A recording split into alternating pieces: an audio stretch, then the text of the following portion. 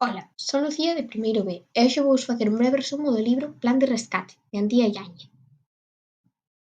Esta historia acontece no Ceipo Hórreo. De súpeto, unha mestra deixa a Aldán na aula de apoio, un neno mudo que se comunica a través de pictogramas. As dúas mestras marchan e os nenos quedan sós.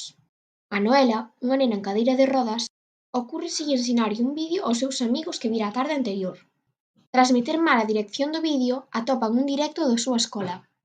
Tras primer no enlace déronse conta de que eran dous delincuentes que tiñan dúas escopetas. Se queres saber como acaba esta historia, tes que ler o libro.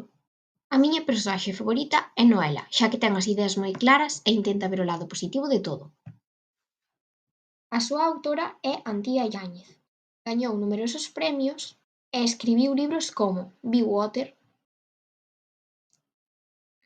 Non penses nun elefante rosa ou O misterio do torque de Burela.